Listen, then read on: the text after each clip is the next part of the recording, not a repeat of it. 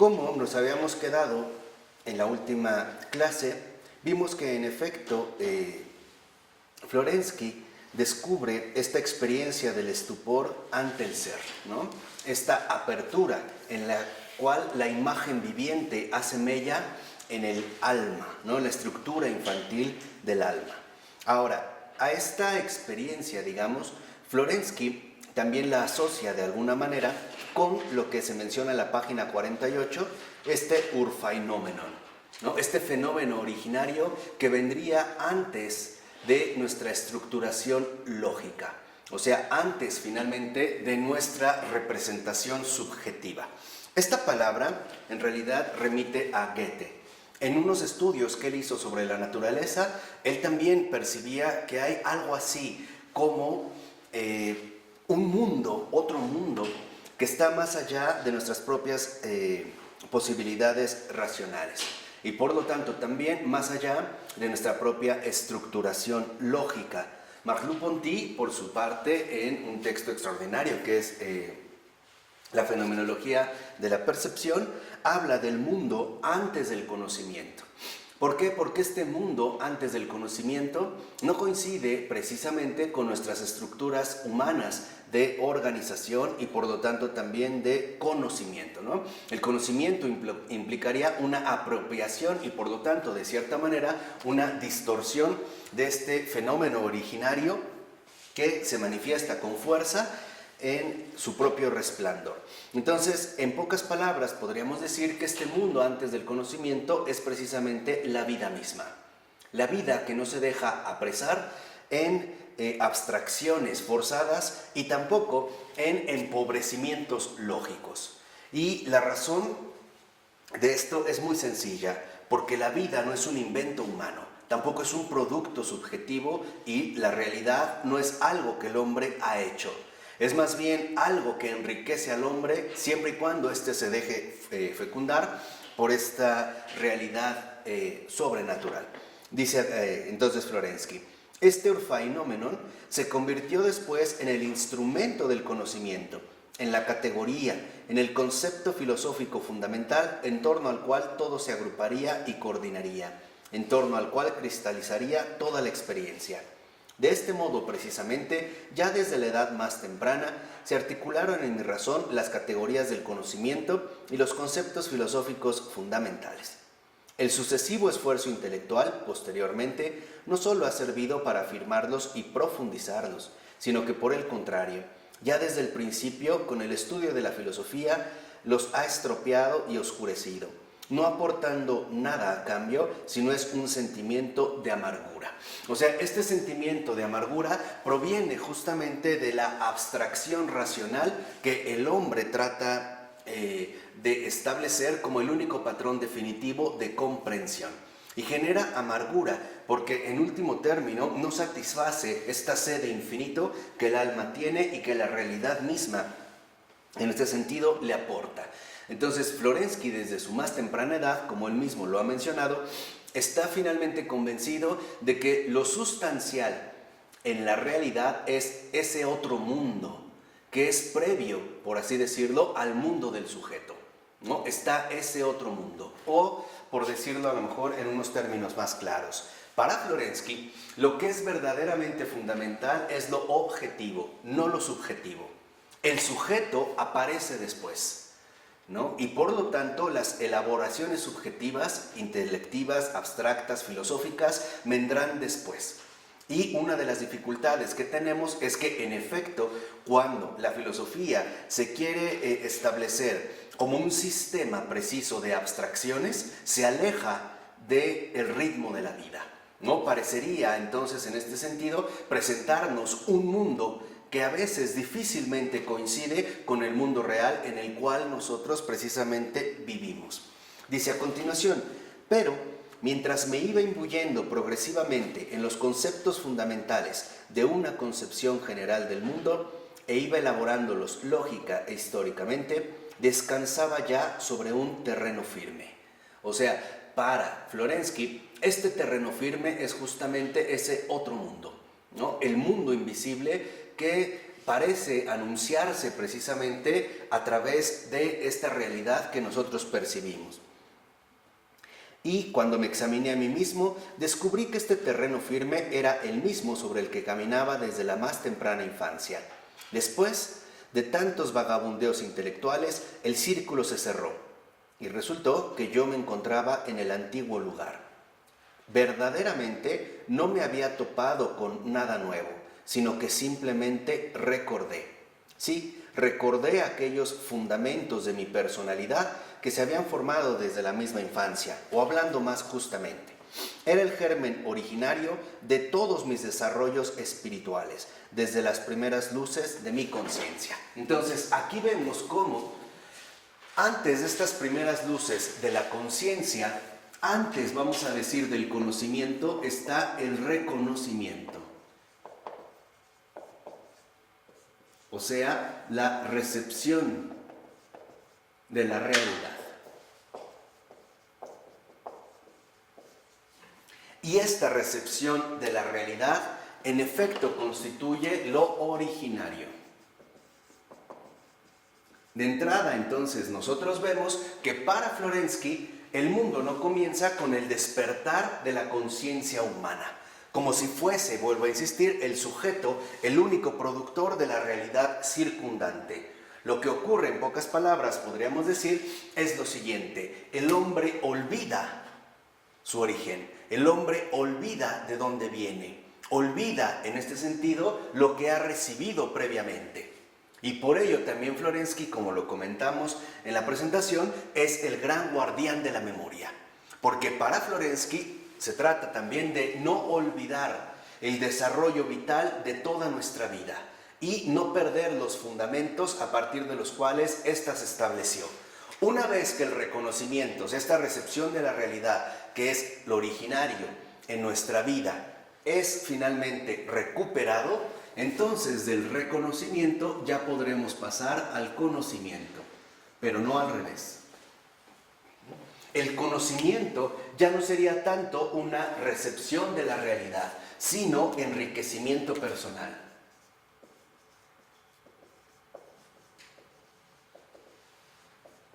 Y aquí podríamos entender un poco la dinámica entre el sujeto y el objeto. El objeto, la realidad en general, no está completa. ¿Y por qué no está completa? Porque necesita la recepción y la complementación que le añada el sujeto. En otras palabras, la creación también necesita que la criatura colabore en su propia constitución. Y viceversa, el sujeto está vacío si no tiene una realidad previa que lo alimente, ¿no? Es tanto como hablar entre alimento y estómago. La realidad es el alimento, pero se requiere un estómago que lo procese, que lo digiera y que finalmente lo asimile y se enriquezca de todos los nutrientes que de hecho le son aportados. Entonces, el objeto, es mudo. Y es el sujeto el que está llamado a darle voz. ¿Cómo le va a dar voz? A través precisamente de este enriquecimiento personal que nosotros llamamos conocimiento, la indagación reflexiva de este mismo objeto. Y en cambio, si solo pensamos en un sujeto sin objeto, estamos hablando también de un estómago vacío. No tiene finalmente con qué nutrirse. Por ello es fundamental para Florensky que nosotros no olvidemos cuál es la génesis fundamental de nuestra propia conciencia humana. O sea que la racionalidad, en este sentido, se ha visto finalmente alimentada por la realidad preexistente al sujeto. O sea, la creación es previa a la criatura. Y la criatura está llamada a enriquecer finalmente esta misma creación a través de su propia aportación. Entonces, este enriquecimiento personal, que es originario, aquí aparece como una aportación secundaria.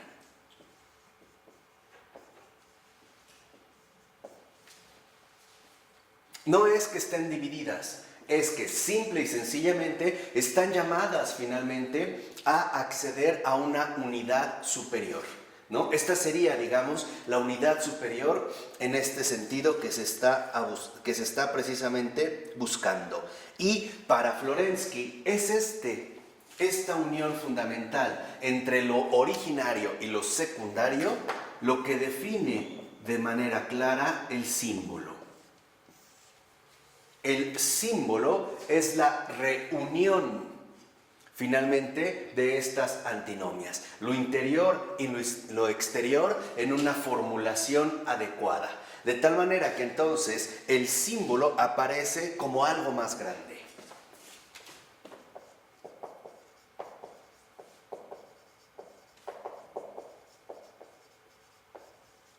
Y por lo tanto nosotros podríamos decir como una transapariencia. O sea, la apariencia no falsa, no engañosa de la realidad concreta trasluce y nos muestra algo mayor que lo que ella misma es. Y en este sentido, el símbolo como algo más grande, como una transapariencia, como algo que va más allá de lo aparente, de lo inmediato, sería precisamente la dimensión espiritual.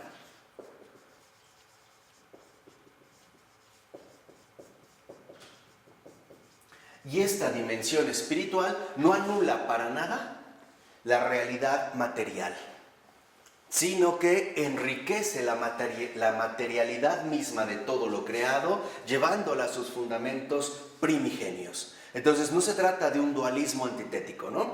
Por un lado lo material y por otro lado lo inmaterial. Se trata de un símbolo en el cual se logra reunir esta dimensión espiritual donde lo visible y lo invisible se conjugan de manera plena, de manera concreta. Entonces, esto algo más grande o transaparencia, precisamente, no es más que una reunión fundamental. Es la visión integral. Esta reunión es la visión integral del mundo, que es justo lo que el padre Florensky nos está enseñando. El símbolo, como él mismo lo dice, no ha sido durante toda su vida más que su preocupación fundamental. ¿Por qué? Porque el símbolo significa aquello que reúne y es lo opuesto al diabolón. El diabolón es justo lo que divide, es precisamente lo que separa. Entonces, para Florensky, por ejemplo, si solo quisiéramos quedarnos con el aspecto invisible, como a través, por ejemplo, de ciertas posturas gnósticas que invitan a ver lo material como una degradación del ser, como un rebajamiento, una especie de pérdida de la esencialidad del ser y por lo tanto ir alejándose de lo material para alcanzar esta pureza inmaterial del pensamiento, sería una equivocación. Lo mismo, si solamente nosotros quisiéramos dirigirnos por la vía materialista que anularía esta dimensión no material, caeríamos entonces en una mera cuestión empíricamente pobre, o por decirlo así, empíricamente incompleta. De tal modo que entonces el símbolo es precisamente el medio a través del cual Florensky intenta captar y transmitirnos la riqueza inagotable de todo lo real. Entonces, el símbolo, ¿no?, manifiesta esta riqueza inagotable de todo lo real.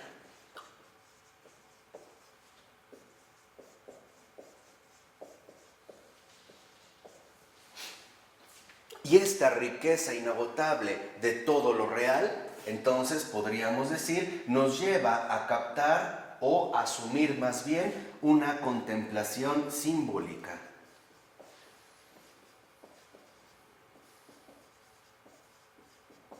Intuir, incluso también podríamos decir, ese plus, ese más que está latente y presente de manera real y concreta en la realidad. Ese algo más grande que la estructura infantil del alma no tiene problemas en asumir y por lo tanto en recibir, pero que conforme se va constituyendo la propia postura subjetiva, parecería que entonces vamos dejando de ver la riqueza inagotable de lo real para mirarnos solo a nosotros mismos y por lo tanto a quedarnos, ¿no?, reducidos a nuestra propia postura subjetiva. Por eso, aquí utilizando, digamos, la terminología kantiana, que es con uno de los filósofos con los que más va a estar en contra Florensky, dice al iniciar la 49: durante toda mi vida he reflexionado esencialmente sobre una sola cosa, sobre la relación del fenómeno con el noumeno, sobre el descubrimiento del noumeno en los fenómenos, sobre su revelación, sobre su encarnación. Entonces, aquí lo que vemos es que esta riqueza inagotable de todo lo real, es decir, el símbolo, en efecto es revelación, encarnación. El símbolo, en este sentido, en tanto revelación, es descubrimiento. El símbolo quita aquello que cubre finalmente este velo, ¿no?, que cubre el rostro de Dios, como lo decía Griffiths en este texto que leímos la ocasión anterior. En ese texto, esta revelación quita el velo que cubre, vamos a decirlo así, nuestra percepción inmediata, mostrándonos o haciéndonos, digamos, patente el otro mundo, el mundo invisible. Y la encarnación del símbolo significa que ahora, precisamente, esta manifestación puesta al descubierto alcanza un nivel real de concreción. Esto es, no se queda únicamente limitado a las cuestiones intelectuales o abstractas, sino que se encarna en la realidad misma de todo lo creado. Recordemos nada más brevemente que para Kant el fenómeno y el noumeno son dos ámbitos completamente opuestos. Para Kant el fenómeno es aquello que el sujeto puede captar gracias a su propia constitución subjetiva y especialmente a las categorías, ¿no?, del entendimiento puro. Entonces, a través de ello, dirá Kant, nosotros podemos percibir fenómenos. Pero el noumeno, en pocas palabras, el en sí de las cosas, está más allá de nuestras propias facultades cognoscitivas. O dicho brevemente, para Kant podemos conocer fenómenos, pero la esencia del fenómeno está más allá de nuestras posibilidades del conocimiento. Para Kant, tanto el fenómeno como el noumeno en realidad están formadas siempre en una relación. Entonces, para Florensky, esta reunión, esta visión integral del mundo, en efecto constituye una relación viva. El carácter simbólico de todo lo creado constituye, de hecho, su esencia fundamental. Es una relación viva cuyo carácter fundamental de revelación y encarnación pone al descubierto esta riqueza inagotable de todo lo real mejor dicho, de manera concreta, en una situación absolutamente concreta. Y es justo esta revelación-encarnación la que nos hace patente y accesible a través de una contemplación simbólica, ¿no?, esta riqueza inagotable de todo lo real. O sea, la conjunción fundamental tanto del reconocimiento primigenio como del conocimiento posterior o del cual también nosotros llamamos, en este sentido, participación del hombre. Por eso dice 6 renglones antes de que acabe esta cita: buscaba aquel fenómeno donde el tejido de su organización estuviese más trabajado por las fuerzas que lo forman, donde fuese mayor la permeabilidad de la carne del mundo, donde fuese más débil la piel de las cosas y donde se trasluciese más claramente a su través la unidad espiritual. Entonces, lo que vemos en último término es que esta reunión, esta relación viva que en efecto está dada en el símbolo, es justamente la unidad. Es la apertura fundamental para captar la unidad en la cual se manifiestan todas y cada una de las cosas creadas. Y esta unidad es fundamental para no desviarse del camino acertado. O sea, para no incurrir finalmente en defectos de empobrecimiento. Por ejemplo, suponiendo que todo es físico, material, o bien al revés, suponiendo que lo fundamental es metafísico, inmaterial, y renunciando a uno de estos dos aspectos. Esto para Florensky es un grave error.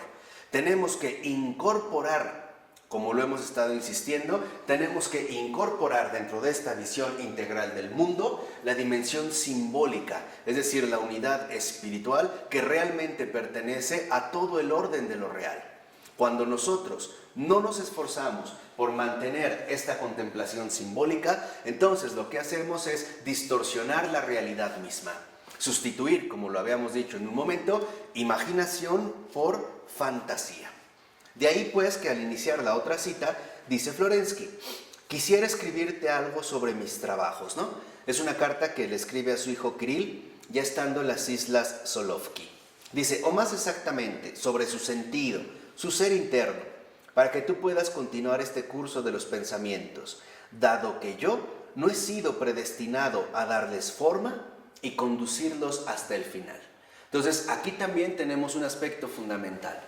Pavel Florensky es un iniciador, no un culminador. Pavel Florensky sabe que es, digamos, el revelador de un camino inicial. Pavel Florensky era muy consciente de que él es inicio, pero no culmen. Él nos está mostrando precisamente el inicio fundamental con el cual atravesar este complicado siglo XXI, a través de la recuperación fundamental de la contemplación simbólica, pero que no está llamado finalmente a darle término. Dice a continuación, le dice a su hijo, ¿qué es lo que he hecho en toda mi vida? He contemplado el mundo como una totalidad. Entonces, la contemplación simbólica es justo la contemplación de la totalidad. Que vuelvo a repetir, para nosotros hoy en día es bastante complicado acceder a esta contemplación simbólica porque ya estamos bastante habituados a la fragmentación, ¿no? A esta fragmentación en todos los ámbitos de nuestra vida que nos lleva a tener bastantes dificultades cuando, por ejemplo, intentamos captar esta totalidad, ¿no? Este símbolo pleno. Para nosotros ya es mucho más sencillo captar partes, relacionarnos con fragmentos y no captar la fuerza de la totalidad ahí en cualquiera de sus manifestaciones. Esto Baltasar lo decía a su manera, diciendo que era necesario captar el todo en el fragmento. Captar siempre esta totalidad que envuelve a cada una de las cosas en una realidad superior, ¿no? En una altura finalmente espiritual. Por eso le sigue diciendo Pavel Florensky a su hijo Kirill, contemplar el mundo como un cuadro único y como una realidad, pero en cada momento dado, o más precisamente en cada etapa de mi vida, la mirada ha partido de un ángulo diverso. ¿Qué es lo que habíamos dicho? El relativismo entonces aparece cuando invertimos el orden real de las cosas y suponemos que el sujeto es el que establece dicho orden. Por ejemplo, hoy decimos que cada cabeza es un mundo o que todo depende del punto de vista del cual se percibe, ¿no? Cada quien asumirá, digamos, la propia posición para dar cuentas de esta realidad. Florensky lo que nos recuerda es que él ha asumido en cada etapa un ángulo diverso. ¿Por qué un ángulo diverso? Porque la realidad es en este sentido inagotable, precisamente por ser una unidad que nosotros no podemos dominar por completo. Y esto requiere un acercamiento enriquecedor a partir de diversas perspectivas. Aquí es donde vemos también, de cierta manera, el carácter fenomenológico de Pavel Florensky. Por ejemplo, para Edmund Husserl, fundador de la fenomenología, lo fundamental era volver a las cosas mismas, al menos el primer Husserl, el de las investigaciones lógicas. ¿Esto qué significaba? Que yo captara la fuerza inherente del fenómeno y mantener mi papel inicial, receptor, tratando de captar la manifestación que el fenómeno me da según su estado actual. Entonces, yo puedo contemplar un fenómeno, pero no es lo mismo, por ejemplo, ver esta botella así que así, o así que así. No soy yo el que ha cambiado, es el objeto el que me ofrece una perspectiva distinta, ¿no? Es un poco lo que a veces creo que hacen ciertos pintores, ¿no? Ven un lienzo y tratan de verlo desde diversos ángulos, ¿no? Tratan como de irse como adecuando más a aquello que los invita. O como a veces gente, yo no sé si realmente interesada o qué, que va a un museo y se hace para atrás, lo ve de acá, acá, se alza, se levanta, mira, ve, o sea, como que en realidad creo que ahí ocurre lo contrario, quisiera reducirlo todo a esta perspectiva. Para Florensky no. Dicho de otra manera, para Florensky la contemplación simbólica significa volver siempre a la misma fuente a beber agua nueva, agua fresca. Es esto, el retorno a la fuente originaria del significado real de todas las cosas, o sea, del mundo integral.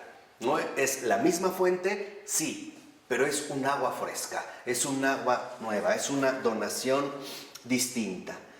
Y dice en los últimos 4 renglones, este cambio, ¿no?, estos ángulos diversos, se debe a la incesante dialéctica del pensamiento. O sea, el cambio de las superficies desde las que se investiga, en la permanencia de la orientación hacia el mundo como totalidad. Entonces, ¿qué es, digamos, lo que libra a Florensky del relativismo? El tener siempre presente la totalidad. Porque a partir de esta totalidad, a partir de asumir esta totalidad como lo único real y verdaderamente presente, la diversidad de ángulos lo único que hacen es irnos mostrando cada vez más aspectos de esta totalidad. Entonces, para Florensky, la totalidad será cada vez más abordada a través de diversos aspectos. Y estos aspectos, en efecto, involucran entonces perspectivas. Pero ojo, son perspectivas que no nos invitan a cambiar precisamente la orientación fundamental.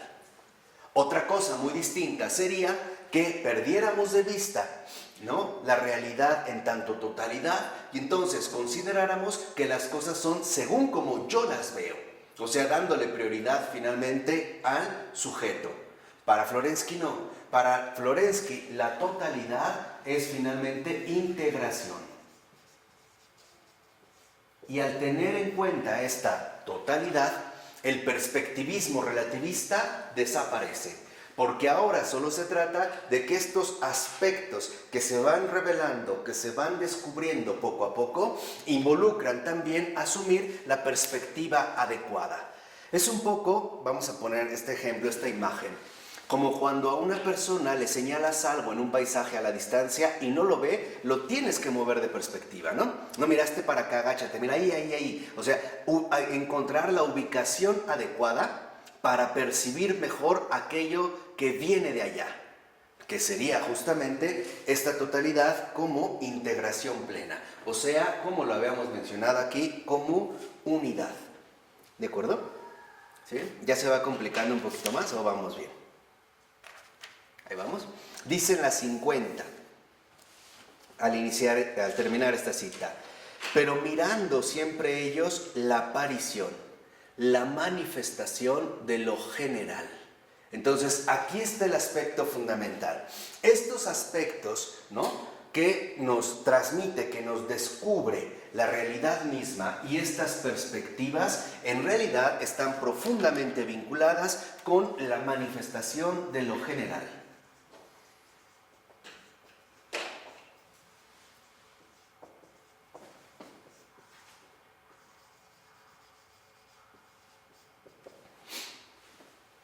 Y no únicamente con, digamos, la misma postura subjetiva que busca transformar la realidad por o según el lugar que ahora va asumiendo.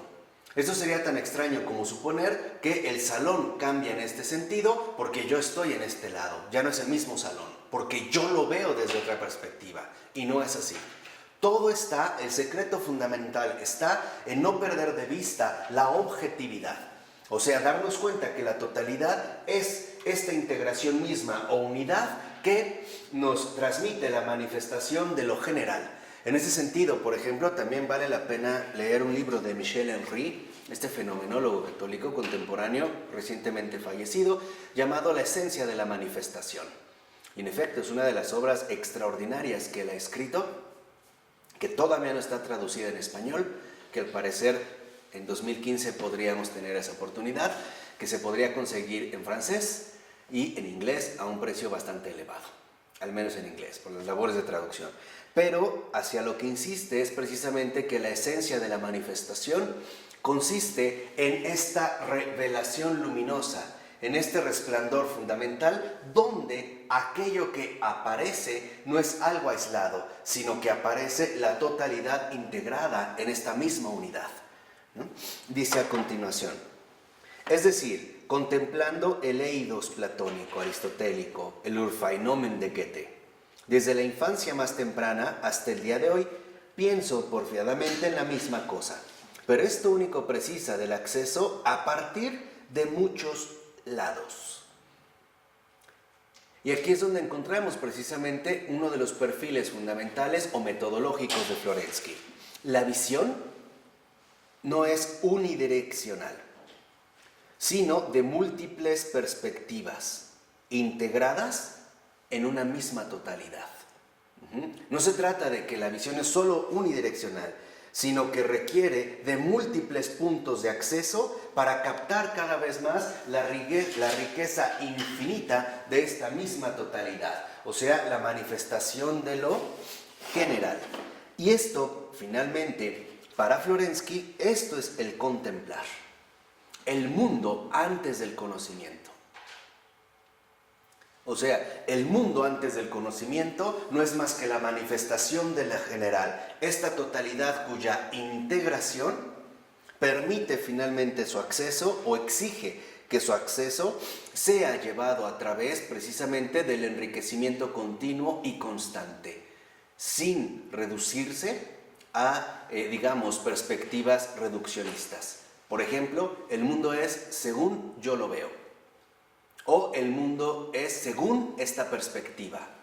No, esto en realidad rompería con la dinámica misma de lo real. Por ello, a lo que va a insistir también mucho Florensky es que debemos contemplar en los fenómenos particulares la manifestación de la idea. Ese es el eidos platónico aristotélico, o sea, la idea como esta universalidad que de algún modo u otro está presente en cada fenómeno particular. O sea, Florensky insiste en que la manifestación de lo general no es más que la reunión de los dos mundos, tanto el visible como el invisible. Por eso va a decir en los últimos 4 renglones, en sus palabras, ¿no?, a referirse a estos dos mundos, inmanencia empírica y trascendencia noumenal, en el fondo mismo de cada fenómeno. O sea, captar la estructura del ser en su unidad espiritual. Y esto, digamos, es justo lo fundamental. O sea, la estructura del ser en cuanto tal depende de su unidad espiritual.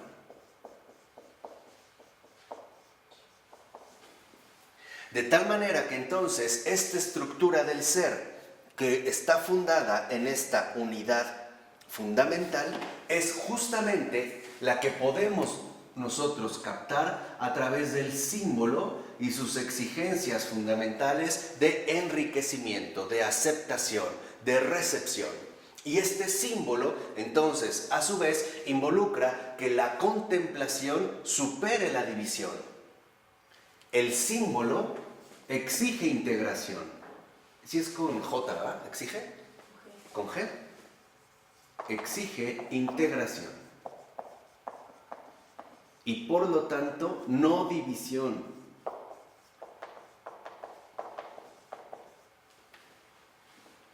Es justo esta exigencia de integración la dinámica misma de lo simbólico. El símbolo nos lleva a reunir cada vez más, ¿no?, los aspectos aparentemente dispersos en una visión integral del mundo y por lo tanto a la luz de la totalidad. Entonces, para Florensky, en este sentido, el símbolo es luz, luz de integración, completamente opuesto a la oscuridad de la división. En este sentido, podemos decir entonces que si el símbolo exige integración y por lo tanto excluye cualquier posibilidad de división, el hecho de acceder al camino simbólico involucra también el acceso a esta luz de integración fundamental. Entonces, lo simbólico trae la luz del todo, la luz de la totalidad, nos lleva a la luz de la unidad, ¿no? Luz de integración y por lo tanto iluminación de unidad.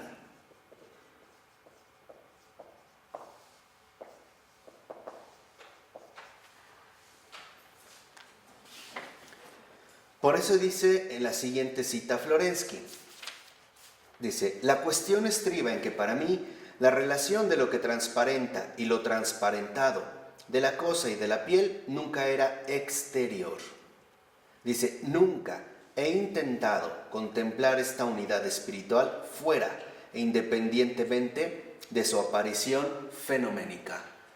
O sea, Florensky nunca ha tratado de captar finalmente esta unidad espiritual como algo ajeno a la realidad fenoménica, empírica, material, real, creada, sino que el ímpetu fundamental de Florensky es justamente la integración. Es esta visión que nos revela la unidad integral en esta totalidad que desborda el fenómeno particular. O por utilizar a lo mejor términos más convencionales, justo lo que busca Florensky es la contemplación de lo universal en lo particular, el acceso a la totalidad a partir de la particularidad, del todo a través de esto, ¿no? Pero de esto siempre concreto, porque para Florensky una de las convicciones fundamentales que también él va a desarrollar es que el mundo no es un engaño, como podrían sugerirnos algunas otras posturas. Por ejemplo, que lo que vemos es una apariencia, como sugeriría en algún momento Platón, que en realidad el mundo, el eidos, es otro mundo, está en otro lado. Esto no es más que una mera apariencia, una vaga, vamos a decirlo así, repetición de esta idea fundamental. Para Florensky no. ¿Por qué? Porque Florensky siempre va a afirmar un aspecto central. Dios no nos engaña. El mundo no nos engaña. Todo consiste en adquirir la perspectiva adecuada, o sea, en recuperar finalmente la perspectiva simbólica. Lo creado no es un engaño. La única diferencia es que no se agota en sí mismo. Por eso, para Florensky era muy fundamental que nosotros captáramos la espiritualidad de lo material. Que buscáramos integrarnos a esta visión simbólica y al revés, que también captáramos nosotros la materialidad de lo espiritual y que superáramos de una vez por todas, de una vez y para siempre, esta perspectiva divisora que parece dominar finalmente a nuestra postura en el mundo. Por eso, si a algo se opone Florensky es a la disociación, a la división. Florensky es también en este sentido un gran enemigo de la división, de la disociación, y más bien es el gran promotor de la reunión y por lo tanto de la unidad. En ese sentido estamos también ante un auténtico promotor del ecumenismo, ¿no? De la superación de las supuestas divisiones que en realidad no son más que errores de contemplación, o sea, falta de profundidad. El hecho de no ir, en último término, a lo esencial. ¿Vamos? Por eso dice, de lo que leímos como un poquito abajo de la mitad, ¿no? Dice, la manifestación fenoménica era para mí una aparición del mundo espiritual. Y un mundo espiritual considerado fuera de su aparición fenoménica, ¿no? Como en otro lado, totalmente separado, dividido, ajeno a este mundo material, se me representaba como algo encerrado que existía perfectamente en sí para sí, mas no para mí.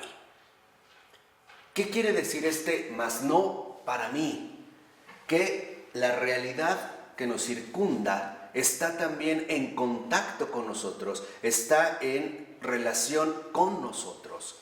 Y por lo tanto, para Florensky, lo espiritual no está incomunicado, por así decirlo, de nuestra realidad misma, sino que también el mundo mismo es una comunicación espiritual, es un medio, es un mensaje que hay que aprender a leer y a descifrar, ¿no? El mundo en general es este mensaje en el cual hay que captar el contenido pleno. No basta con tomar como un fragmento y de ahí, a partir de ahí, querer reconstruir el todo. No, significa que más bien renunciemos a nuestras propias perspectivas reduccionistas insuficientes y entendamos que el mundo es, pero no lo es todo. El mundo es algo, no todo. La totalidad es, el mundo tiene, por así decirlo, su papel fundamental dentro de esta totalidad, pero no lo agota. ¿Por qué? Porque el mundo, al ser inmaterial, también posee esta dimensión inmaterial, es decir, esta totalidad, ¿no? Esta dimensión, como le menciona Florensky, espiritual.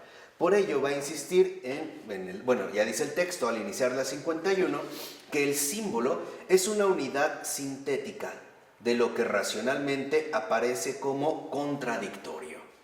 Entonces, aquí ya también tenemos una invitación fundamental de Florensky: no quedarnos detenidos o atorados o no asumir como obstáculos insuperables las contradicciones lógicas de nuestro pensamiento. Porque esta sería una gran tentación, el suponer que lo que para nosotros es irreconciliable, porque nuestro pensamiento no lo puede reconciliar, simple y sencillamente no es aceptable. Porque entonces estaríamos asumiendo, ¿no?, implícitamente, que nosotros como humanos somos la medida de todo lo real. Y esto finalmente para Florensky es una terrible equivocación. El suponer que el hombre es la medida de todo lo existente, que él es el que aporta la medida. Entonces, suponer que porque algo no me es comprensible, entonces rechazarlo significaría anular esta voluntad de comunión. Sería en este sentido rechazar entonces este ímpetu de unidad. Por eso, para Florensky es fundamental que nosotros también nos demos cuenta que esta exigencia, ¿no?, el símbolo, esta exigencia de integración, de no división, luz de integración, iluminación de unidad, implica entonces un esfuerzo de penetración. Superar los criterios establecidos, sean racionales o empíricos. Entonces, para Florensky, si lo vemos en este sentido, el símbolo es penetración, es ingreso, es ingresar a ese algo más grande, cuyo camino inicial empieza por lo concreto. Y ahí lo iremos nosotros descubriendo. Empezaremos a entrar en comunión finalmente con esta totalidad. De tal forma que este ingreso es un ingreso espiritual. Entonces, para Florensky, no se trata de que dejemos lo empírico o lo racional. Se trata de que los conjuntemos y los llevemos a una altura mucho más elevada. Altura que solo a través de lo espiritual se puede acceder. Por eso, para Florensky, esta penetración, lo dice a partir del tercer renglón de esta 51, ¿no? Esta penetración es un acceso místico sensible al fondo del ser. Es un acceso, ¿no?, místico sensible al fondo del ser. O sea, espiritual y material a este fondo del ser. Por eso Florensky siempre se va a oponer, y me parece que con toda razón, al menos como un cristiano auténtico, tanto al gnosticismo, que rechaza la postura o la realidad material, como al idealismo abstracto, que reniega de la complejidad misma de lo real. O sea, a Florensky, lo mismo que por ejemplo a Henri de Lubac, le molestan las simplificaciones cobardes. Estos ejercicios de simplificación, donde a veces quisiéramos presentar la realidad de manera muy sencilla y por lo tanto dejando de lado la enorme complejidad, o sea, el ahorro de esfuerzos. Y esto también es un rasgo fundamental del católico. El católico no puede escatimar esfuerzos. No puede dar por hecho, por ejemplo, que lo que vive es algo tan simple y tan sencillo como a él le gustaría. Es finalmente esta, ¿no?, dimensión espiritual, que es la contemplación simbólica, penetración, ingreso, que requiere en efecto un gran crecimiento, que requiere finalmente una gran elevación. ¿Se acuerdan cuando lo habíamos presentado anteriormente? ¿No? Donde se requiere, por un lado, crecimiento intelectual, calidad intelectual, pero también altura espiritual, o sea, elevación fundamental de nuestra propia constitución subjetiva. O sea, significa vencer las propias limitaciones del yo autónomo, del solo yo, del ego cerrado en sí mismo y por lo tanto negado a algo más. ¿Vamos? De tal forma que entonces no es casual que en efecto lo que Florensky va a desarrollar es una metafísica concreta. ¿Por qué una metafísica concreta? Porque esta metafísica concreta significa que en efecto logra revelar la materialización del espíritu y también la espiritualización de la materia. Esta sería justamente la metafísica concreta. Él, por ejemplo, ¿no?, lo dice en unas palabras muy simples lo que estamos mencionando. En los dos últimos renglones de esta cita dice Florensky: yo quería ver el alma, pero yo quería verla encarnada. En la 51. ¿Ya le vieron esos dos últimos renglones? Dice, yo quería ver el alma, pero yo quería verla encarnada. O sea, nada de que el alma es una realidad completamente inaccesible o incompatible en esta situación carnal o material, ¿no? Es tanto como decir, yo quería ver la idea, lo invisible, pero lo quiero ver en lo material, en lo invisible, ¿no? Este es anhelo de voluntad de comunión. Y de hecho, en gran medida, esta es la enorme fuerza de Pavel Florensky, su invencible voluntad de comunión. Por ello, va a decir finalmente Florensky que lo que él mantiene como símbolo, esta voluntad de comunión, es en último término una exigencia de simbolismo, exigencia finalmente de concreción.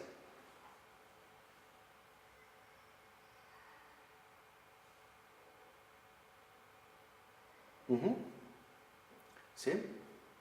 Vamos a dejarle hasta aquí para que en la siguiente clase podamos todavía seguir profundizando precisamente en esta exigencia de simbolismo, en esta dimensión simbólica que Florensky va desarrollando de manera gradual y bastante profunda.